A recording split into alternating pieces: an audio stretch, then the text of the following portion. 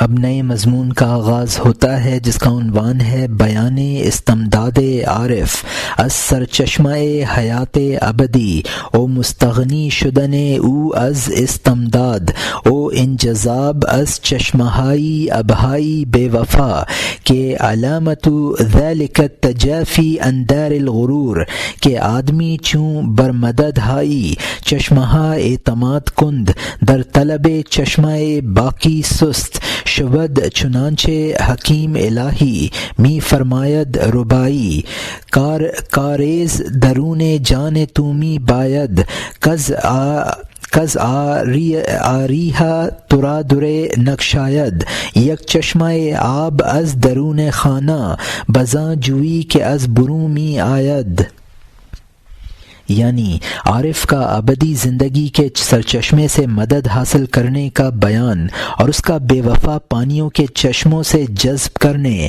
اور مدد حاصل کرنے سے بے نیاز ہونا کہ اس کی علامت دھوکے کے گھر سے جدائی ہے، کیونکہ انسان جب چشموں کی مدد پر بھروسہ کرتا ہے باقی رہنے والے چشمے کی طلب سست ہو جاتی ہے۔ چنانچہ حکیم سنائی رحمۃ اللہ علیہ الہی نامہ میں فرماتے ہیں، اور یہ ربائی ہے، تیری جان میں چشمہ چاہیے کیونکہ مانگے ہوں سے تیرے لیے در نہیں کھلتا ہے۔ گھر کے اندر پانی کا ایک چشمہ اس نہر سے بہتر ہے جو باہر سے آتی ہے۔ خوب چشمہ ہے جو چیزوں کی اصل ہے، وہ تجھے ان چشموں سے بے نیاز کر دے گا۔ گھر کے اندر پانی کا ایک چشمہ اس نہر سے بہتر ہے جو گھر میں نہیں ہے۔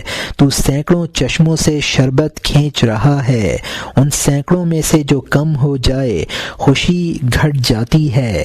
جب اندر سے کوئی روشن چشمہ جوش مارتا ہے، چشموں کے چرانے سے تو بے نیاز بن جاتا ہے۔ جب تیری آنکھ کی ٹھنڈک پانی اور مٹی سے ہو تو اس ٹھنڈک کا نتیجہ دل کا درد ہوگا۔ قلعے میں جب پانی باہر سے آئے تو امن کے زمانے میں کثرت سے ہوگا۔ جب دشمن اس قلعے کا محاصرہ کر لے تاکہ ان کو خون میں ڈبوئے، وہ لشکر پانی کو باہر سے قطع کر دے گا تاکہ قلعے کو ان سے پناہ نہ حاصل ہو۔ یہاں مترجم نے حاشیے میں لکھا ہے، چونکہ بدن کے اجزاء مانگے ہوئے ہیں اور روح عطیہ خداوندی باقی رہنے والی ہے، تو انسان کو جسم کے چشموں سے زیادہ روح کے چشمے کو حاصل کرنا چاہیے۔ چنانچہ عارف باللہ جسم کے چشموں سے فیضیاب ہونے سے زیادہ روح کے چشمے سے فیض حاصل کرنے کی طرف توجہ کرتا ہے، اور اسی لیے وہ دار الغرور یعنی دنیا سے بچتا ہے۔ کاریز وہ نہر ہے جو کاشتکار زمین کے نیچے سے کھود کر اس طریقے سے نکالتے ہیں کہ اوپر کے کھیتوں کو وہ پانی دیتی ہے۔ جو نہر روح کو سیراب کرتی ہے وہ علوم کی اصل ہے، وہ حاصل کر لے گا تو پھر ہوا سے ظاہرہ کے مدرکات سے تو بے نیاز ہو جائے گا۔ جو چشمہ گھر میں موجود ہو وہ باہر کی نہر سے بہتر ہوتا ہے۔ چشمہ تو بیرونی چشموں سے لطف حاصل کرتا ہے، اگر ان میں سے کسی میں بھی کمی آ جائے تو تیری خوشی ناقص ہو جاتی ہے۔ جب تیرے اندر خوشی کا منبع ہو تو پھر بیرونی اسباب کی ضرورت نہیں رہتی۔ اگر تجھے آنکھ کی ٹھنڈک کسی آب و گل کے پتلے سے حاصل ہے تو فراق کی صورت میں اس کا انجام درد دل ہے۔ جس قلعے میں باہر سے پانی آئے تو امن کی حالت میں پانی خوب آتا رہتا ہے، لیکن جب باہر سے دشمن محاصرہ کرتا ہے اور اس نہر کو بند کر دیتا ہے تو تیری حالت تباہ ہو جاتی ہے۔ اور یہاں حاشیہ ختم ہوتا ہے۔ اس وقت اندر کا ایک کھارا کنواں باہر کے سینکڑوں میٹھے جیہوں سے اچھا ہوگا۔ موت کے لشکر اسباب کو کاٹنے والے خزاں کی طرح شاخ اور پتے کاٹنے آتے ہیں۔ دنیا میں تو ان کو باہر سے مدد نہیں پہنچتی ہے، علاوہ ازیں کہ جان میں یار کے چہرے کی بہار ہو۔ اسی لیے زمین کا لقب دھوکے کا گھر ہوا، کیونکہ وہ گزرنے کے دن پاؤں پیچھے کو کھینچ لیتی ہے، اس سے پہلے دائیں اور بائیں دوڑتا پھرتا ہے کہ میں تیرا دکھ چن لوں گا اور کچھ نہ چنا۔ وہ تجھ سے غموں کے وقت کہتا تھا رنج تجھ سے دور ہے اور اس پہاڑ اور 10 پہاڑ درمیان میں ہیں۔ جب رنج کا لشکر آیا میں نے دم سادھا، تجھ سے نہیں کہتا ہے کہ میں نے تجھے دیکھا ہے۔ یہاں مترجم نے حاشیے میں لکھا ہے کہ محاصرے کے بعد پھر تیری حالت یہ ہوتی ہے کہ تو اندرونی کھارے پانی کے کنویں کو باہر کی میٹھی سینکڑوں نہروں سے بہتر سمجھتا ہے۔ موت جب لذت کے سارے خارجی ذرائع ختم کر دے گی تو اب خارجی بہار سے تجھے کوئی نفع نہ ہوگا، صرف وہ بہار باعث لذت ہوگی جو رویے یار سے تجھے حاصل ہوئی۔ چونکہ موت لذت کی دنیاوی ذرائع ختم کر دیتی ہے اور یہ ذرائع تیرا ساتھ نہیں دیتے ہیں، اس لیے دنیا کو دھوکے کا گھر قرار دیا گیا ہے۔ یہ دنیا مرتے وقت تیرا ساتھ نہیں دیتی، اپنا قدم پیچھے کو ہٹا لیتی ہے۔ دنیاوی یار تیرے دائیں بائیں دوڑا پھرتا تھا اور دعوے کرتا تھا کہ تیرا دکھ درد میں اٹھا لوں گا، لیکن اس نے کچھ نہ اٹھایا۔ جب موت کے سپاہی تیرا محاصرہ کرتے ہیں تو وہ اس کا بھی اقرار نہیں کرتا کہ کبھی تیری اس کی جان پہچان بھی تھی۔ اور یہاں حاشیہ ختم ہوتا ہے۔ اللہ تعالیٰ نے شیطان کی اسی طور پر مثل بیان کی ہے کہ وہ تجھے ہیلوں سے جنگ میں لے آتا ہے کہ تجھ سے کہتا ہے کہ میں تیرا مددگار ہوں، بلا اور جفا اور مشقت میں کہ میں تیری مدد کروں گا، میں تیرے ساتھ ہوں، میں خطروں میں تیرے آگے دوڑوں گا، خدنگ کے تیر کے وقت میں تیری ڈھال بنوں گا، میں تنگ وقت میں تجھے بچانے والا بنوں گا، میں خوشی میں تیرے اوپر جان قربان کروں گا۔ تو رستم ہے، تو شیر ہے، خبردار مرد بن، ان فریبوں سے اس کے کفر کی جانب لے آتا ہے۔ وہ دھوکے اور مکر اور وفا کا تھیلا جب قدم رکھا خندق میں گر گیا، اس نے ہنسی کے قہقہے کے ساتھ ہونٹ کھولا، ہاں آجا، میں تجھ سے امیدیں رکھتا ہوں۔ وہ اس سے کہہ دیتا ہے جا جا، میں تجھ سے بیزار ہوں۔ تو خدا کے انصاف سے نہ ڈرا، میں ڈرتا ہوں، تو مجھ سے توقع نہ رکھ۔ اللہ تعالیٰ نے فرمایا وہ خود نیکی سے جدا ہوا، تو بھی ان ہیلوں سے کب نجات پائے گا۔ اللہ تعالیٰ نے فرمایا وہ خود نیکی سے علیحدہ ہوا، تو بھی ان مکاریوں سے کب چھوٹے گا۔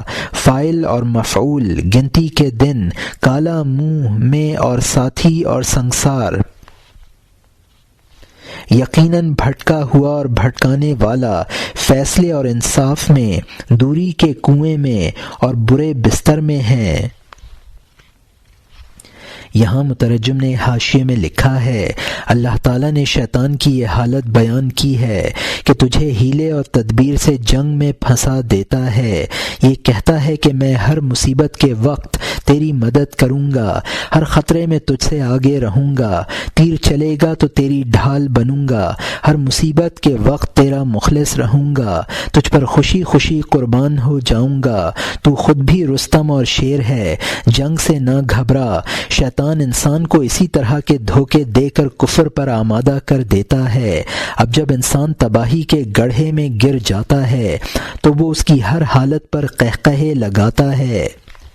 انسان اس شیطان کو مدد کے لیے بلاتا ہے تو وہ اس انسان سے اپنی بیزاری کا اظہار کر دیتا ہے، اس سے کہتا ہے کہ تو خدا سے نہ ڈر، میں تو خدا سے ڈرتا ہوں، میں تیرا ساتھ نہیں دے سکتا۔ انسان اپنی معذرت میں یہ کہے گا کہ شیطان نے مجھے دھوکہ دے دیا، تو اللہ تعالیٰ فرمائے گا وہ خیر سے خود جدا تھا اور یہ سب کو بتا گیا تھا، تو نے اس کا کہنا کیوں مانا؟ اب اس معذرت کے ہیلے سے نجات حاصل نہ کر سکے گا۔ بہکانے والا شیطان مفعول جو بہکایا ہوا ہے، یعنی انسان دونوں سزا پائیں گے جس دن نیکیاں اور برائیاں گنی جائیں گی۔ اور یہاں حاشیہ ختم ہوتا ہے۔ شیطان کو بھی اور اس احمق کو بھی جس کو اس نے فریفتہ کیا نجات اور کامیابی سے صبر کر لینا چاہیے۔ گدھا اور گدھے والا بھی دونوں اس جگہ کیچڑ میں ہیں، یہاں غافل ہیں اور وہاں غائب ہیں، سوائے ان کے جو اس سے لوٹ جائیں، خزاں سے مہربانی کی بہار میں آ جائیں، توبہ کر لیں اور خدا توبہ قبول کرنے والا ہے، اس کا حکم جان لیں اور وہ بہترین حاکم ہے۔ وہ جب شرمندگی سے رونے کی آواز نکالتے ہیں، گناہگاروں کے رونے سے عرش لرزتا ہے، اس طرح لرزتا ہے جس طرح ماں بچے پر ان کی دستگیری کرتا ہے، اوپر کھینچ لیتا ہے کہ اے لوگو تمہیں خدا نے دھوکے سے بچا لیا، اب مہربانی کا باغ ہے اور اب بخشنے والا خدا ہے۔ اس کے بعد تمہارا سامان اور مستقل رزق اللہ تعالیٰ کی ہوا سے ہوگا نہ کہ پرنالے سے۔ جب دریا نے واسطوں پر رشک کیا، مچھلی کی طرح پیاسے نے مشک چھوڑ دی۔ شہزادوں کا قصہ پیش کر، کیونکہ یہ مضمون حد امکان سے باہر ہے، یہ بات خاتمہ نہیں رکھتی، پھر چل شہزادوں کے احوال کی جانب۔ یہاں مترجم نے حاشیے میں لکھا ہے کہ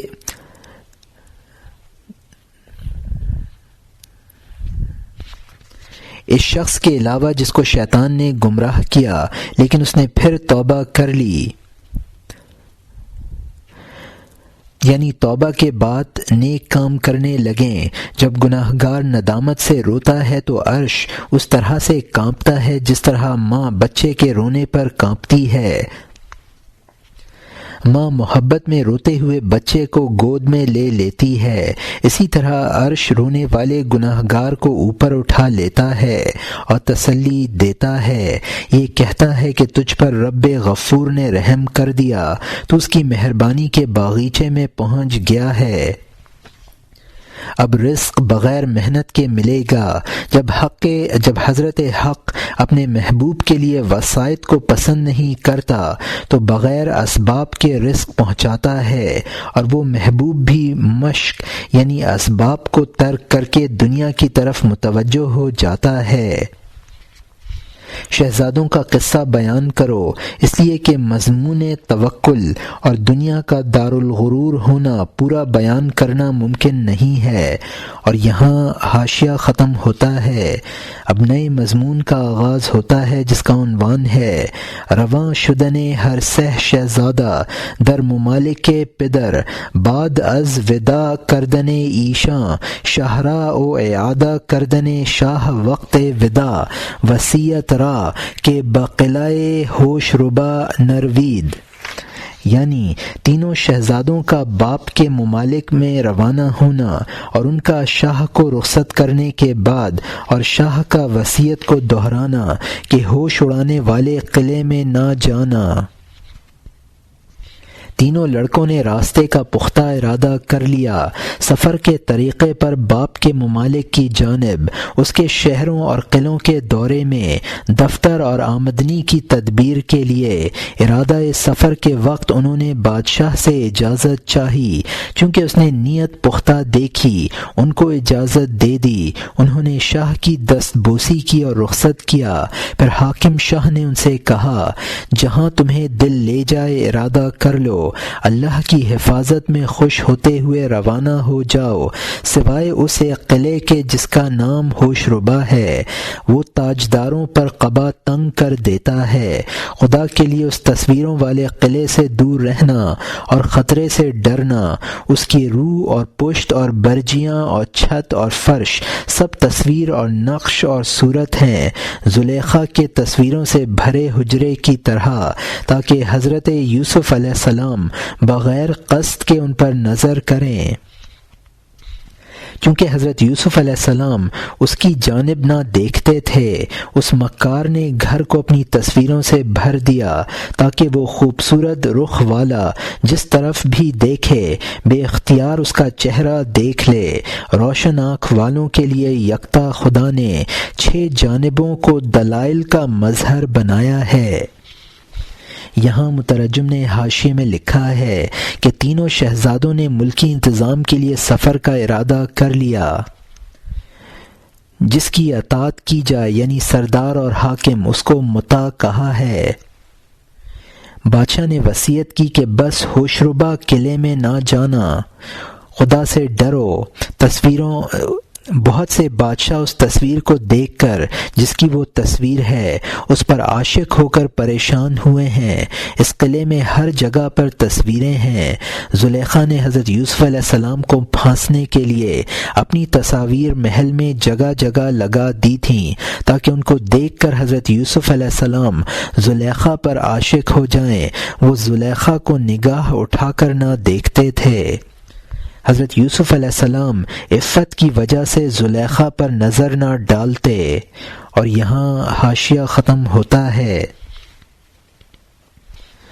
تاکہ وہ جس حیوان اور بڑھنے والے کو دیکھیں خدائی حسن کے باغوں سے غذا پائیں۔ اسی لیے اس گروہ سے اس نے فرمایا، تم جس طرف بھی رخ کرو اس کا چہرہ ہے۔ وہ اگر پیاس میں پیالے سے پانی پیتے ہیں، پانی کے اندر خدا کو دیکھنے والے ہیں۔ جو عاشق نہیں ہے وہ پانی میں اے صاحب نظر اپنی صورت دیکھتا ہے۔ عاشق کی صورت جب اس میں فانی ہو گئی تو بتا وہ پانی میں کس کو دیکھتا ہے؟ وہ حور کے چہرے میں اللہ تعالیٰ کا حسن دیکھتے ہیں۔ غیور کی کارسازی کی وجہ سے جس طرح چاند پانی میں، اس کی غیرت عاشق اور صادق پر ہے، اس کی غیرت شیطان اور چوپائے پر نہیں ہے۔ شیطان اگر عاشق ہو گیا اس نے بھی بازی جیت لی، وہ جبرائیل بن گیا اور وہ شیطان مر گیا۔ شیطان مسلمان ہو گیا۔ اس جگہ ظاہر ہوا کہ یزید اس کی مہربانی سے بایزید رحمۃ اللہ علیہ ہو گیا۔ اس بات کا خاتمہ نہیں ہے۔ اے گروہ، خبردار، اس قلعے سے چہروں کو محفوظ رکھنا۔ خبردار ایسا نہ ہو کہ ہوس تمہیں بھٹکا دے کہ تم ہمیشہ کے لیے بدبختی میں جا گرو۔ یہاں مترجم نے حاشیے میں لکھا ہے، جب عارفین کائنات میں کمال قدرت کا مشاہدہ کرتے ہیں تو ان کی معرفت میں اضافہ ہوتا ہے۔ عارفوں کی جماعت سے کہا ہے کہ جس طرف تم رخ کرو گے تمہیں ہمارا جلوہ نظر آئے گا۔ عارف پانی کے کٹورے میں حق تعالی کو دیکھتا ہے، غیر عارف پانی کے کٹورے میں اپنی صورت دیکھتا ہے۔ لیکن عارف جب کہ اپنی ذات کو حق تعالی میں فنا کر چکا ہے تو جو کچھ کٹورے میں نظر آ رہا ہے وہ اس کے چہرے کا عکس نہیں ہے بلکہ حق تعالی کا عکس ہے۔ حسین حور کا دیدار بھی ان کا مقصود نہیں بلکہ اس میں بھی حسن حق کا مشاہدہ کرتے ہیں۔ جیسے کہ چاند کا عاشق پانی کے اندر نظر کرتا ہے تو اس کا مقصد چاند کا عکس دیکھنا ہے جو پانی میں ہے۔ عارف چونکہ محبوب حق ہے اسی لیے اللہ تعالیٰ کی غیرت کا تقاضا ہے کہ وہ غیر پر نظر نہ کرے۔ شیطان اور جانور بھی پانی میں خود اپنا چہرہ دیکھتے ہیں، وہاں غیرت حق آڑے نہیں آتی کہ وہ اپنے چہرے کے بجائے خدا کا چہرہ دیکھیں۔ شیطان صفت اگر توبہ کر کے عاشق خدا بن جاتا ہے تو اس کے ساتھ بھی یہی معاملہ ہوتا ہے۔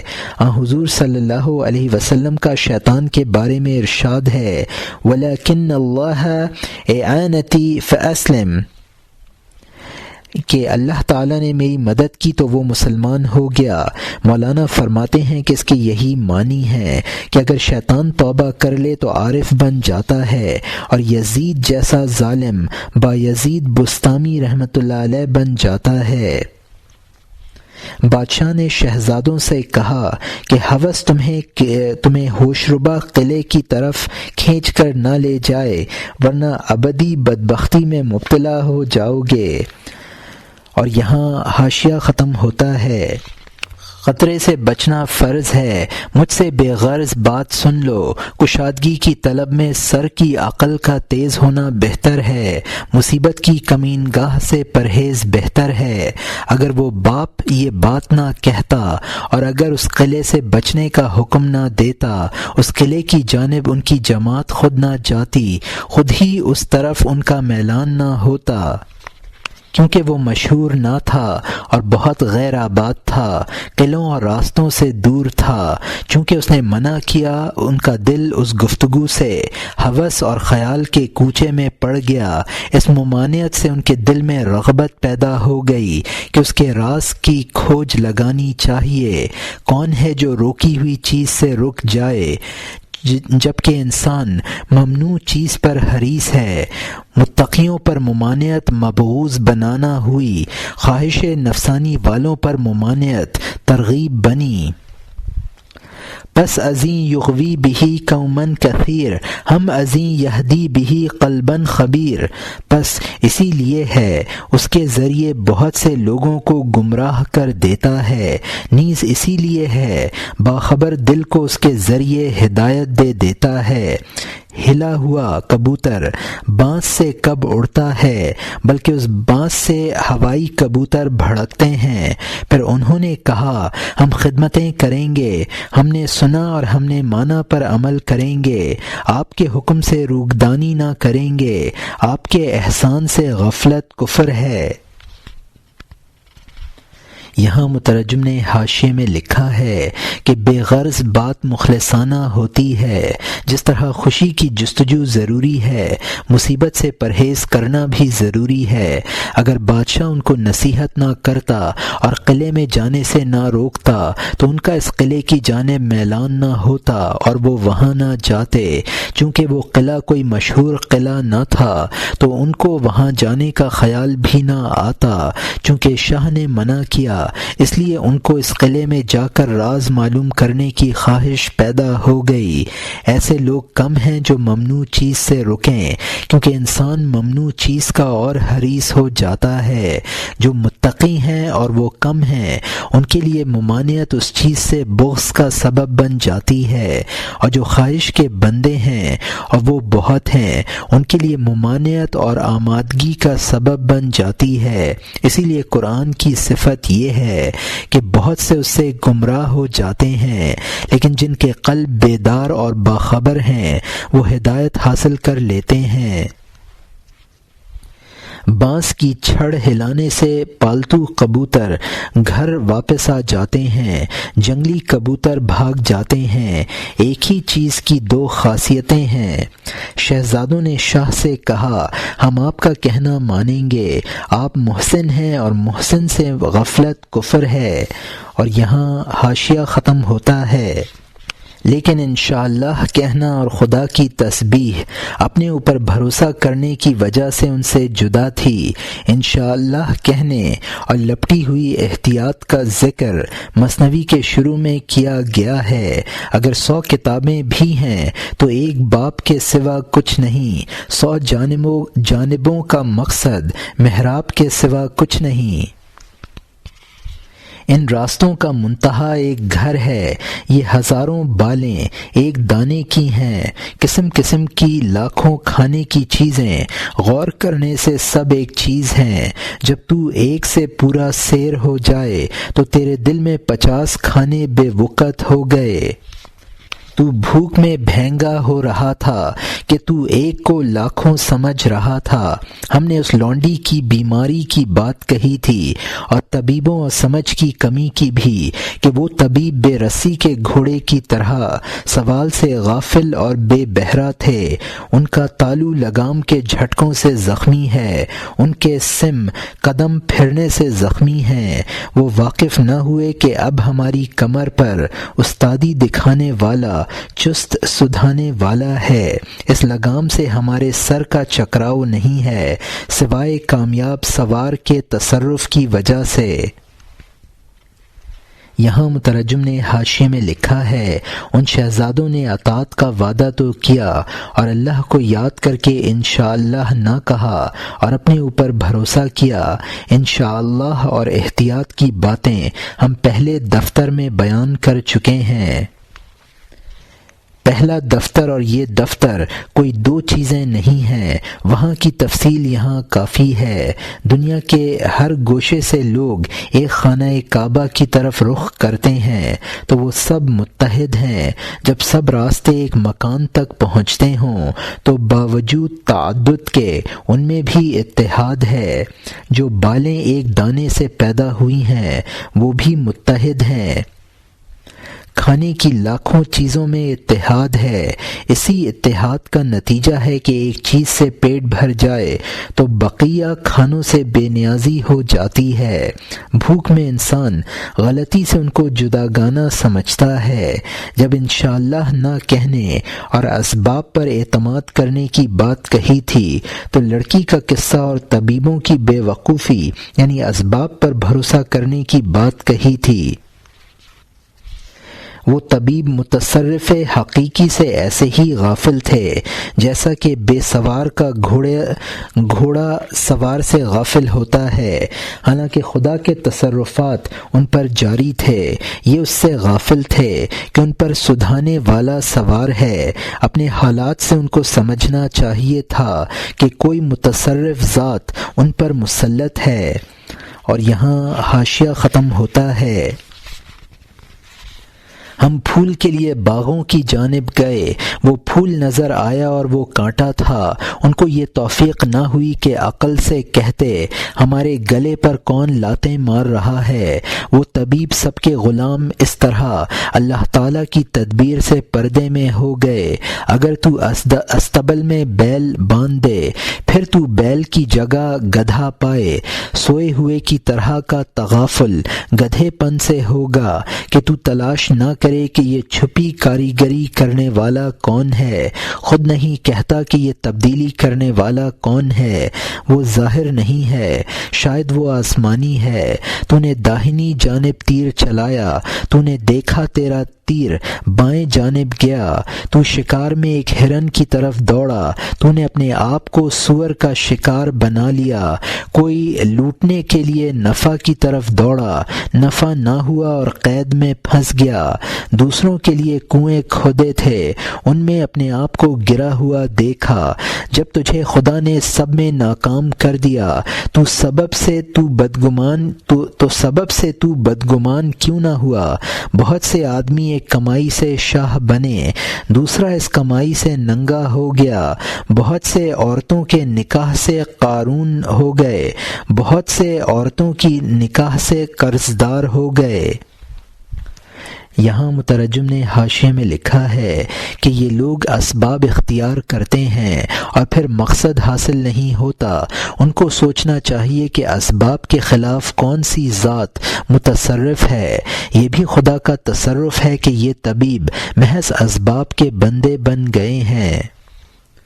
واقعات کی ترتیب کے بعد جب خلاف واقعہ نتیجہ برآمد ہوتا ہے تو ان کو غور کرنا چاہیے کہ ایسا کیوں ہوا ہے۔ ان حالات میں بھی اگر کوئی نہ سوچے تو پھر وہ خود گدھا ہے۔ ان حالات میں اس کو ایک مخفی متصرف کا قائل ہو جانا چاہیے۔ انسان اپنے ارادے سے تیر دائیں جانب چلاتا ہے اور وہ بائیں جانب جاتا ہے۔ آخر ایسا کیوں ہوتا ہے؟ ارادہ ہرن کا شکار کرتا ہے اور خود سور کا شکار بن جاتا ہے۔ یہ کیوں ہے؟ انسان نفع کی کوشش کرتا ہے اور بجائے نفع کے نقصان حاصل ہوتا ہے۔ یہ کیوں ہے؟ انسان دوسرے کے لیے کنویں کھودتا ہے اور خود اس میں گر جاتا ہے۔ انسان ایک مقصد کے اسباب اختیار کرتا ہے اور پھر اس کو مقصود حاصل نہیں ہوتا ہے تو اسباب سے بدظن کیوں نہیں ہوتا؟ ایک ہی سبب ہے جو ایک کے لیے مفید اور دوسرے کے لیے مضر ہوتا ہے۔ شادی بیاہ کسی کو ایسا راس آتا ہے کہ وہ اس کے عروج کا سبب بنتا ہے، دوسرے کے لیے وہی تباہ کن ہو جاتا ہے۔ اور یہاں حاشیہ ختم ہوتا ہے۔ تو سبب گدھے کی دم کی طرح گھومتا ہے، تو اس پر بھروسہ نہ کرے تو بہتر ہے۔ تو سبب گدھے کی دم کی طرح گھومتا ہے، تو اس پر بھروسہ نہ کرے تو بہتر ہے۔ سبب اختیار کرنے میں بھی بہادر نہ بن، کیونکہ اس کے نیچے بہت سی آفتیں پوشیدہ ہیں۔ استثناء کا راز یہی احتیاط اور بچاؤ ہے، اس لیے کہ یہ تقدیر گدھے کو بکری دکھا دیتی ہے جس کی آنکھیں بند کر دیں اگرچہ سیانہ ہو، بھینگے پن سے اس کی دو آنکھوں میں گدھا بکری ہے۔ جب اللہ تعالی بینائیوں کو پلٹنے والا ہے، وہ دل اور خیالات کو پلٹ دیتا ہے۔ تو کنویں کو ایک عمدہ گھر دیکھتا ہے، تو جال کو تازہ دانہ دیکھتا ہے۔ بدر والوں کی دونوں آنکھوں میں مشرکوں کو کم دکھایا تاکہ وہ وقت نہ کریں۔ یہ صوف فستائیت نہیں ہے، خدا کا تصرف ہے، وہ دکھاتا ہے کہ حقائق کہاں ہیں۔ جو شخص حقیقتوں کا انکار کرتا ہے وہ بالکلیہ خیال کے چکر کاٹتا ہے اور یہ نہیں کہتا کہ خیال سمجھنا بھی تیرا خیال ہوگا۔ آنکھیں مل۔ یہاں مترجم نے حاشیے میں لکھا ہے تو معلوم ہوا کہ ایک ہی سبب کے مختلف نتیجے اور تاثرات ہیں، لہٰذا اسباب پر بھروسہ مناسب نہیں ہے۔ سبب کو اختیار بھی کر لے تو اس کو مستقل مؤثر نہ سمجھ اور غیر ضروری اسباب اختیار نہ کر، اس لیے کہ وہی سبب جس کو تو راحت کا سبب سمجھتا ہے مصیبت بھی لا سکتا ہے۔ وہ گدھے کی دم کی طرح گھومتا ہے۔ انشاءاللہ کہنے کا راز یہی ہے کہ اس سبب کی تاثیر کو انشاءاللہ کے حوالے کر دینا ہے، اس لیے کہ اگر مشیت خداوندی نہ ہو تو پھر انسان گدھے کو بکری سمجھنے لگتا ہے، جبکہ اللہ تعالی ہوا سے ظاہری کو بدل سکتا ہے تو فکر کی تبدیلی تو بہت آسان ہے، اس میں از خود بھی غلطی کا زیادہ امکان ہے۔ اللہ تعالی انسان کی نگاہ میں تبدیلی کرتا ہے، وہ کنویں کو عمدہ گھر اور جال کا دانہ دیکھتا ہے۔ چنانچہ صحابہ کی نگاہ میں جنگ بدر کے اندر مخالفوں کی مقدار کم کر کے دکھا دی تاکہ وہ صحابہ کی نگاہ میں بے قدر ہو جائیں اور بہادری سے لڑیں۔ صوف فسطائی فرقہ تو حقیقت کا ہی انکار کرتا ہے اور ہر چیز کو محض خیالی سمجھتا ہے، اور یہ اللہ تعالیٰ کی تبدیلی حقیقت کا انکار نہیں بلکہ یہ بتانا ہے کہ حقائق تو موجود ہیں اور وہ خدا کے قبضہ قدرت میں ہیں۔ صوف فسطائی حقیقت کا انکار کرتا ہے اور ہر چیز کو خیال محض قرار دیتا ہے۔ اگر وہ صحیح معنی میں اس کا قائل ہے تو اس اپنے عقیدے اور خیال کو بھی خیال محض اور غیر حقیقی سمجھنا چاہیے۔ یہ اس کی آنکھ کی غلطی ہے، وہ آنکھ کو ملے اور دیکھے تو حقیقت نظر آ جائے گی۔ اور یہاں حاشیہ ختم ہوتا ہے۔ اب نئے مضمون کا آغاز ہوتا ہے جس کا عنوان ہے رفتن پسران سلطان سوی قلعہ بحکم آن کا الانسان حریص علی ما منع، یعنی بادشاہ کے لڑکوں کا قلعے کی جانب جانا، اس لیے کہ انسان جس چیز سے روکا جائے اس کا لالچی ہو جاتا ہے۔ ماں بندگی خویش نمو دیم او لیکن خوے بدے تو بندہ ندانست خریدن، ہما وسیعت ہائے پدر زیر پا نہادند تا در چاہے بلا افتادند، امی گفت ایشاں را نفوس لوامہ علم یاتکم نذیر، و ایشاں گریاں او پشیمان می گفتند لو کننا نسمع او نعقل ما کننا فی اصحاب السعیر۔ یعنی ہم نے اپنی غلامی دکھائی، لیکن تیری بد عادت غلام کو خریدنا نہ جانی۔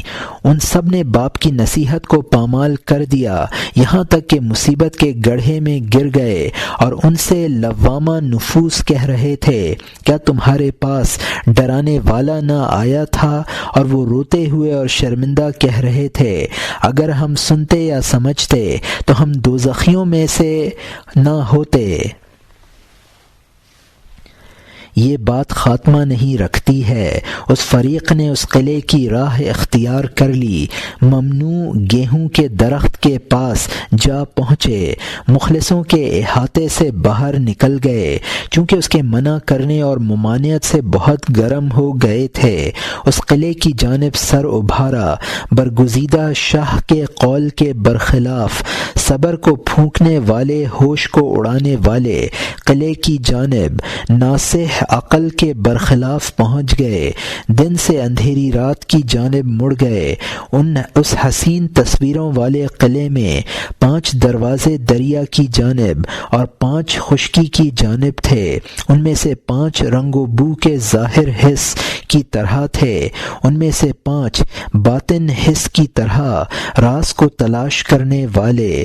ان ہزاروں صورتوں اور نقش و نگار کی وجہ سے ادھر ادھر خوش بے قرار آ جا رہے تھے۔ یہاں مترجم نے حاشیے میں لکھا ہے، اللہ کی جانب سے نگاہ اور دل کی تبدیلی کا بیان ہے۔ جس طرح حضرت آدم علیہ السلام ممنوع گیہوں کے پودے کے پاس پہنچ گئے تھے، اسی طرح یہ شہزادے ممنوع قلعے میں جا پہنچے، بادشاہ کے مخلص اور فرما برداروں کے مسکن سے جدا ہو گئے۔ مخالفت کی وجہ سے ان کا شوق اور تیز ہو گیا تھا۔ اس ہوشربا تصویروں والے قلعے کے 5 در دریا کی جانب کھلتے تھے تاکہ آنے والا دریائی سفر سے اس میں بسہولت داخل ہو سکے، اور 5 دروازے خشکی کی طرف کھلتے تھے تاکہ خشکی کا مسافر آرام سے داخل ہو سکے۔ 5 در کو انسان کے ظاہری حواس کی طرح سمجھو، 5 در کو باطنی حواس کی طرح۔ انسان انہی حواس کے مدرکات سے بسا اوقات مسلوب العقل ہو جاتا ہے، اسی طرح ان دروازوں سے داخل ہونے والا مسلوب العقل ہو جاتا تھا۔ اس قلعے کی ان ہزاروں تصویروں کو وہ خوشی خوشی دیکھتے پھر رہے تھے، اور کسی ایک کو دیکھنے کے لیے ان میں قرار نہ تھا۔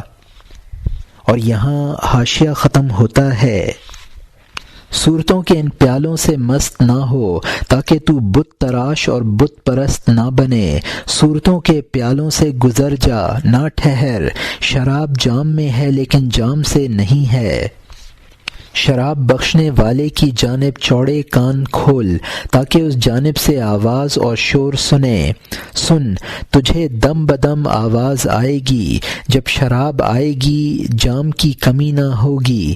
اے آدم علیہ السلام، میرے دل پسند معنی کو تلاش کر، گیہوں کے چھلکے اور صورت کو چھوڑ۔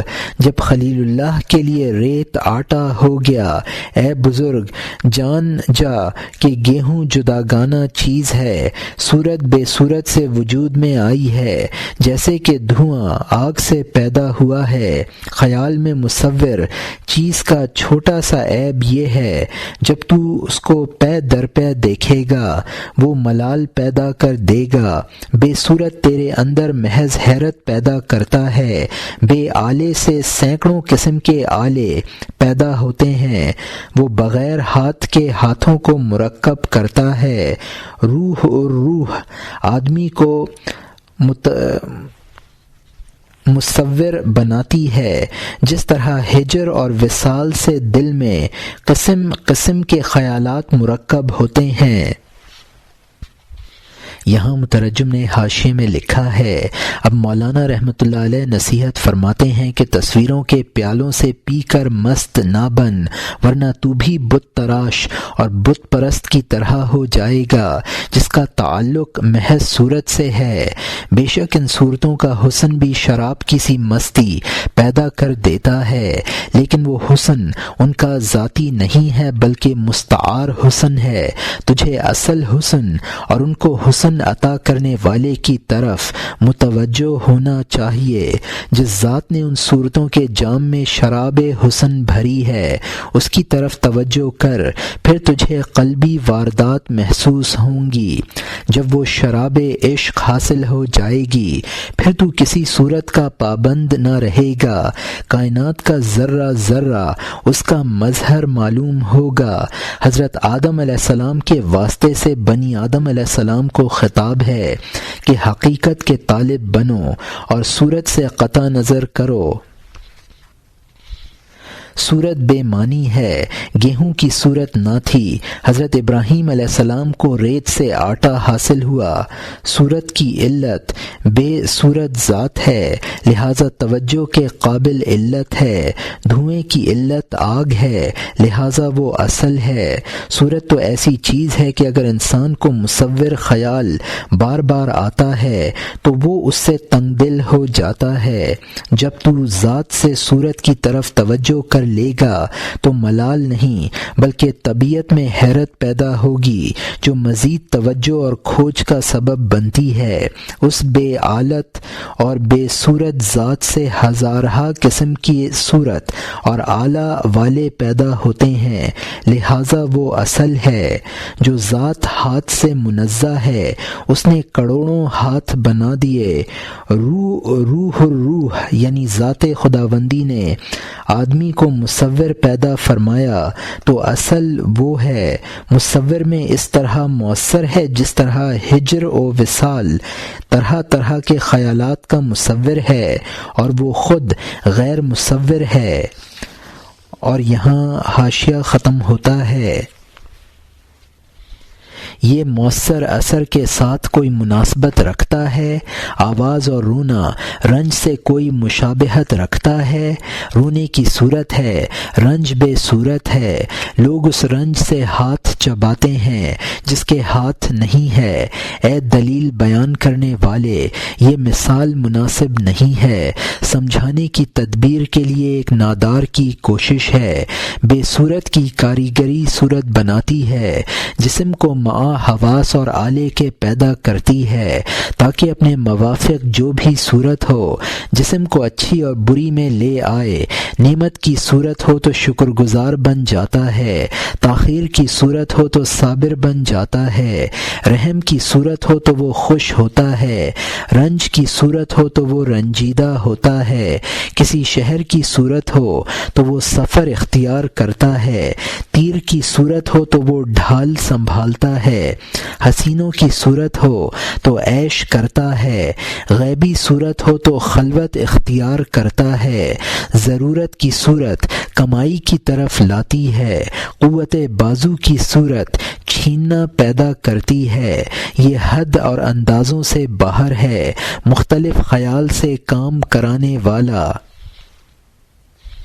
یہاں مترجم نے حاشیے میں لکھا ہے، مؤثر اور اثر میں مشابہت ضروری نہیں ہے۔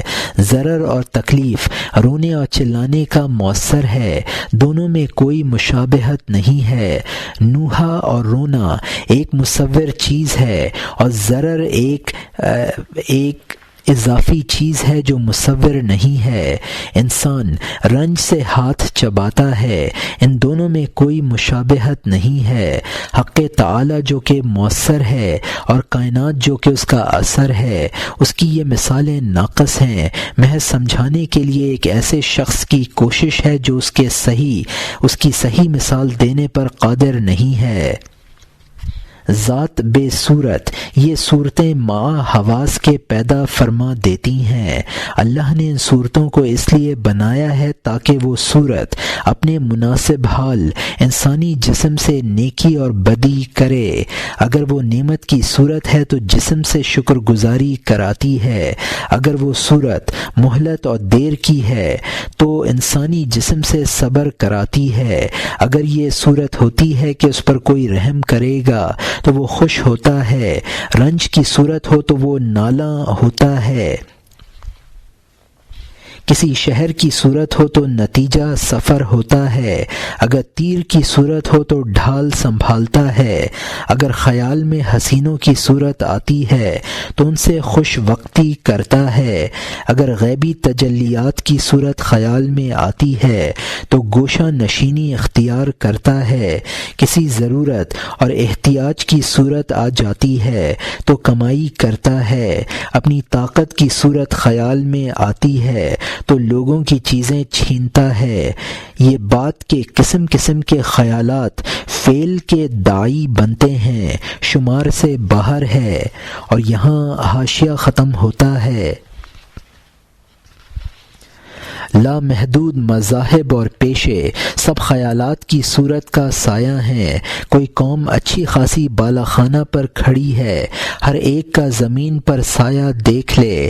فکر کی صورت بلند بالا خانے پر ہے اور وہ عمل سایہ کی طرح اعضاء پر ظاہر ہے، عمل اعضاء پر ہے اور فکر پوشیدہ ہے، لیکن تاثیر اور میل میں دونوں اکٹھے ہیں۔ وہ صورتیں جو مجلس میں خوشی کی جام کے ہیں ان کا نتیجہ بے خودی اور بے ہوشی ہے، مرد اور عورت اور مذاق اور ہم بستری کی صورت جمع کے وقت اس کا نتیجہ مدہوشی ہے، نان و نمک کی صورت جو نعمت ہے اس کا نتیجہ بے صورت طاقت ہے، میدان جنگ میں تلوار اور ڈھال کی صورت اس کا اثر فتح مندی ہے جو بے صورت ہے، مدرسہ اور متعلقات اور ان کی صورتیں جب علم سے وابستہ ہو گئیں وہ شے بن گئیں یعنی موجود ہو گئیں، یہ صورتیں بے صورت اور غلام کی طرح ہیں۔ تو انعام دینے والے کے انکار میں کیوں ہے؟ تو انعام دینے والے کے انکار میں کیوں ہیں؟ تو صورتیں بے صورت کی غلام ہیں، اس کے سامنے اگیں اور اس کے انکار میں مبتلا ہو گئیں۔ یہ صورتیں بے صورت سے وجود رکھتی ہیں، تو اپنے وجود عطا کرنے والے سے ان کا انکار کیا ہے؟ اس کا انکار خود اسی سے موجود ہوتا ہے، اس کا یہ کام خود اس کے عکس کے سوا کچھ نہیں ہے۔ یہاں مترجم نے حاشیے میں لکھا ہے کہ دنیا کے مذہب اور پیشے بھی خیالات کے پیداوار ہیں، خیالات کی سبب ہونے کی اور افعال کے مسبب ہونے کی مثال یہ سمجھو کہ کچھ لوگ بالا خانے پر ہوں اور ان کا سایہ زمین پر پڑ رہا ہو، خیال کی صورت دماغ کے بالا خانے پر ہے اور عمل سایہ کی طرح اعضاء پر ہے، عمل کا تعلق اعضاء سے ہے اور خیال دماغ میں پوشیدہ ہے، لیکن دونوں باہم جڑے ہوئے ہیں، عمل کے ساتھ وہ خیال بھی موجود رہتا ہے۔ جام خوشی سے جو صورتیں پیدا ہوتی ہیں ان کا اثر اور نتیجہ بے ہوشی اور بے خودی ہے، مرد اور عورت اور جمع کے تصور سے جمع کے وقت مدہوشی طاری ہوتی ہے، غذاؤں کی صورت کا نتیجہ بے صورت قوت ہے، میدان جنگ میں تلوار اور ڈھال کی صورت کی علت غائی بے صورت کامیابی ہے، مدرسہ اور اس سے متعلقات کی صورتیں علم و دانش سے متعلق ہوئیں تو وہ بے صورت علم موجود ہو گیا۔ جب یہ صورتیں ایک ذات بے صورت کے تابع ہیں تو یہ صورتیں یعنی دہریے اس کے منکر کیوں ہیں؟ یہ بے صورت جبکہ ان صورتوں کا سبب اور علت ہے تو اس سے پیدا ہو کر اس کی منکر کیوں ہے؟ وہ بے صورت ان صورتوں کا موجد ہے، پھر یہ صورتیں اس کا کیوں انکار کرتی ہیں؟ منکر کا انکار خود اس بے صورت کا اثر ہے، تو پھر یہ منکر اس کے وجود کا کیوں منکر ہے؟ اور یہاں مترجم کا حاشیہ ختم ہوتا ہے۔ ہر مکان کی چھت اور دیوار کی صورت معمار کی فکر کا سایہ سمجھ، اگرچہ سوچنے کی جگہ میں پتھر اور لکڑی اور اینٹ ظاہر نہیں ہیں، فاعل مطلق یقیناً بے صورت ہے۔ صورت اس کے ہاتھ میں آلے کی طرح ہے، کبھی کبھی وہ بے صورت پردہ غیب سے صورتوں والوں کے لیے کرم سے رونمائی کر دیتا ہے تاکہ ہر صورت اس سے مدد حاصل کرے کمال و جمال اور قدرت سے۔ پھر جب بے صورت نے رخ چھپا لیا، وہ لوگ بھیک کے لیے رنگ و بو میں آ گئے۔ ایک صورت دوسری صورت سے کمال اگر ڈھونڈے وہ عین گمراہی ہوگی، علاوہ اس صورت کے جو شیر نے پیدا کر دی ہے۔ محبت نے اس کو رہنمائی کے قابل کر دیا، تو اے بے ہنر تو کیا پیش کرتا ہے اپنی ضرورت دوسرے ضرورت مند کی طرف؟ جب صورتیں قید ہیں خدا پر اطلاق نہ کر، صورت کا گمان نہ کر، اس کو تشبیہ کے ذریعے تلاش نہ کر، زاری میں تلاش کر اور اپنے آپ کو فنا کرنے میں، کیونکہ سوچنے سے صورتوں کے علاوہ کچھ سامنے نہ آئے گا۔ اگر تجھے بغیر صورت کے انبساط نہ ہو تو جو صورت تیرے اندر بغیر تیرے پیدا ہو وہ بہتر ہے۔ یہاں مترجم نے حاشیے میں لکھا ہے کہ مکان کی صورت یہ معمار کے خیال کا اثر ہے، اگرچہ اس معمار کے ذہن کے اندر مکان کے اجزاء موجود نہیں ہیں۔ تمام دلائل کا نتیجہ یہ ہے کہ ان صورتوں کو پیدا کرنے والا بے صورت ہے اور یہ صورتیں اس کے لیے بمنزلہ اعلیٰ کے ہیں۔ کبھی وہ بے صورت اپنی تجلیات بھی رونما کر دیتا ہے، اس تجلی سے مقصود کمال اور جمال اور قدرت کا افاضہ ہے۔ پھر جب وہ تجلی غائب ہو جاتی ہے تو لوازم بشریت ابھر آتے ہیں۔ کمال تو بے صورت سے حاصل کیا جاتا ہے۔ ایک صورت دوسری صورت سے کمال کی طالب ہو تو گمراہی ہے۔ ہاں، اولیاء اللہ جن کو خدا نے رہنمائی کے لیے منتخب فرمایا ہے ان سے کمال کی طلب کی جا سکتی ہے، ورنہ صورت خود محتاج ہے، اس پر احتیاج کو پیش کرنا کون سی عقل مندی ہے؟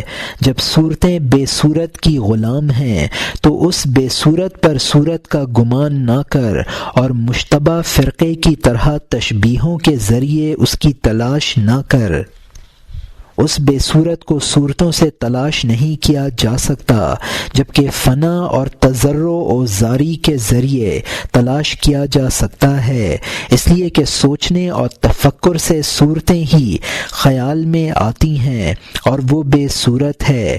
اگر مجاہدے سے بھی بغیر صورت کے اس کا تصور نہیں ہوتا تو پھر تیرے تصور کے لیے بغیر جو اس کی صورت سامنے آئے اس سے سہارا پکڑ لے۔ اور یہاں حاشیہ ختم ہوتا ہے۔ اس شہر کی صورت تو جہاں جاتا ہے، اے سیراب تجھے بے صورت ذوق نے کھینچا ہے، تو باطن میں تو لامکان میں جا رہا ہے، کیونکہ خوشی غیر زمانی اور غیر مکانی ہے۔ اس دوست کی صورت جس کی طرف تو جا رہا ہے اس کی محبت کی وجہ سے تو جا رہا ہے، پس دراصل تو بے صورت کی طرف جا رہا ہے، اگرچہ تو اس مقصود سے غافل ہے۔ تو در حقیقت اللہ تعالی سب کا معبود ہے، کیونکہ راستوں کو طے کرنا ذوق کی وجہ سے ہے، لیکن بعض نے دم کی طرف رخ کر لیا ہے، اگرچہ سر اصل ہے، انہوں نے سر کو گم کر دیا ہے، لیکن سر ان گمراہوں کے نزدیک گم ہے۔ وہ سر کی عطا دم کے راستے سے عطا کر دیتا ہے، وہ سر سے وہ عطا پاتا ہے، یہ دم سے دوسرے لوگوں نے پاؤں اور سر گم کر دیا ہے، چونکہ سب گم ہو گیا انہوں نے سارا پا لیا، گم ہو جانے سے وہ کل کی جانب دوڑ پڑے۔ یہاں مترجم نے حاشیے میں لکھا ہے، پھر پہلے مضمون کی جانب عود کیا ہے کہ ذوق جو بے صورت ہے وہ تجھے شہر کی صورت کی طرف لے جاتا ہے، اگرچہ بظاہر تو شہر کی صورت کی طرف جا رہا ہے، لیکن حقیقتاً تو لامکانی اور لازمانی ذوق کی طرف جا رہا ہے۔ دوست کی صورت کی طرف جانے کی غایت انس و محبت ہے جو بے صورت ہے۔ دوست اور شہر کی طرف تیرا جانا ایک بے صورت کی وجہ سے اگرچہ تو اس سے غافل ہے، چونکہ ذوق کا مقصود ہونا پہلی مثالوں سے ثابت ہو گیا ہے، تو یہ ثابت ہو گیا کہ در حقیقت اللہ تعالیٰ سب کا معبود ہے، کیونکہ سب راستوں کا چلنا ذوق کی وجہ سے ہے، اور ذوق بخشی اللہ تعالیٰ کا فعل ہے۔ اب اس معبود کے ساتھ بعض کا معاملہ تو یہ ہے کہ انہوں نے اللہ تعالیٰ کے توابع کی طرف رخ کر رکھا ہے، یعنی افعال باری تعالیٰ کی جانب توجہ کر رکھی ہے، حالانکہ مقصود اس کی ذات ہے، چونکہ وہ اصل ہے، ان کو بھی ذات سے استفادہ ہوتا ہے اور ان کی توجہ بھی مقبول ہے۔ عبادت گزاروں کے مختلف مرتبے ہیں، ایک تو وہ ہیں جن کی توجہ اور طلب حق افعال حق کے ذریعے اور واسطے سے ہے، یہ درجہ عوام کا ہے۔ دم سے مراد افعال باری ہیں، سر سے مراد صفات باری تعالی ہیں، یہ لوگ صفات کے ذریعے فیض حاصل کرتے ہیں، اور یہ درجہ خواص کا ہے۔ اخص الخواص کا درجہ یہ ہے کہ وہ صرف ذات کی طرف توجہ رکھتے ہیں اور اس سے بلا واسطہ استفادہ کرتے ہیں۔ ان لوگوں نے نہ افعال کو مقصود بنایا نہ صفات کو، بلکہ ذات کو مقصود بنایا، لہذا ذات باری تعالی ان کو حاصل ہوئی۔ وہ تینوں شہزادے قلعہ ہوشربا میں پہنچ گئے اور انہوں نے شاہ جین کی لڑکی کی تصویر کو دیکھا اور بے ہوش ہو گئے اور فتنے میں مبتلا ہو گئے، اور یہ جستجو شروع کر دی کہ یہ تصویر کس کی ہے، اور یہاں حاشیہ ختم ہوتا ہے۔